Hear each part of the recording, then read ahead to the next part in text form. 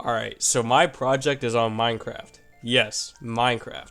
Now, if you live under a rock and don't know what Minecraft is, it's basically an open world survival game where you, the player, gather resources, build a base, fight creatures, and explore different dimensions. This game is all about your creativity and imagination and what you decide to bring into this block world. Okay, so for my first concept, I chose opportunity cost. It's when you choose one option over the other while gaining a benefit while also losing out on something. So I'll be using ores for an item as an example. So I have the choice between making a sword or a pickaxe. If I make the sword, I get to have better protection for myself, but I also lose out on the ability to mine better ores. Alright, so for my second concept, I chose inflation. It's when a price of a good is increased, which leads to a decrease in your power in purchasing. Alright, so you can see how this villager offers 1 emerald for these tools, but when I hit him, he raises his prices, which is inflation in this villager economy. For my third concept, I chose resource cost. It's the materials or labor that gets put into making something. For my fourth concept, I chose scarcity. It's resources being a shortage. An example that I've experienced in this game is usually food at the beginning of your playthrough. Like, it gets so bad to the point where you have to resort to a zombie's rotten flesh as your main food source. Like, come on now, bro. I chose price elasticity of demand for my fifth concept.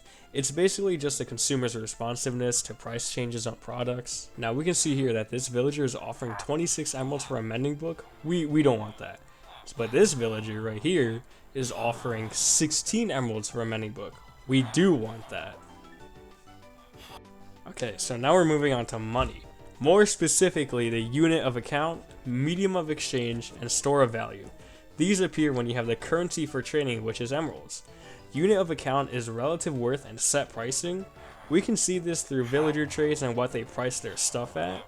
Medium of exchange is buying and selling goods, and trading with villagers is like a prime example of medium of exchange. Store of value, however, is transferring purchasing power from present to future. A way this could happen is saving your emeralds for a lower price in the future when something happens, aka inflation. Private goods, mainly rivalry and excludability, is usually seen within a multiplayer world. I play on one, so when someone trades with a villager too much, they actually run out of that supply, so it shows rivalry. Now, for excludability, it's usually when you just don't pay for something, you just don't get anything in return. So if you don't pay for a trade with a villager, you don't get the item. Now onto the opposite, public goods. They are usually just like buildings or structures that are provided by the government. Technically, we the players are the government and the people, so we provide others with helpful structures such as a villager trading hub, automated farms, and more. Now going on to diminishing marginal returns. This is when at first you get satisfied with something, but then slowly decreases due to you having too much of it. This can happen with many things in Minecraft, and a prime example I picked was diamonds. Because when you first get it, you are excited because it's a major improvement within your world. But once you get a lot of it, it starts becoming not as needed, which decreases your satisfaction once you get it again. Now on to my last concept, I chose unemployment. This is when you just don't have a job. We can see this with villagers, and these guys are called the nitwits. They're just here, and we don't really need them. They're just kind of here for breeding, I guess. Some connections between these 10 concepts could be price elasticity of demand and inflation. If inflation is too high within the villager trading economy, our demand for their items are at an all-time low since we don't want to spend that much emeralds on their stuff.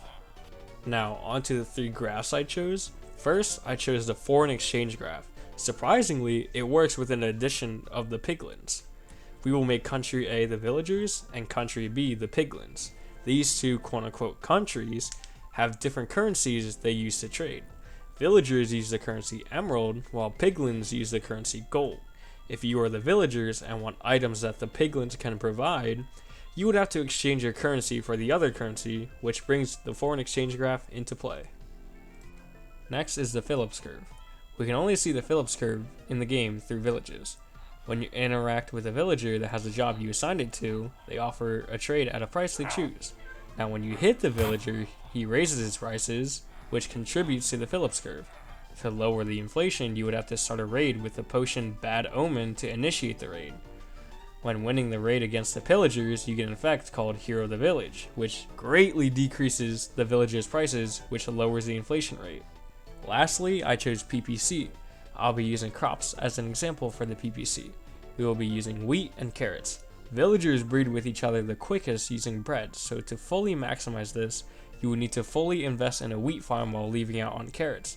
On the other hand, if you want to start a pig farm, they demand carrots, so you would want to fully invest in the carrots and leave it on wheat.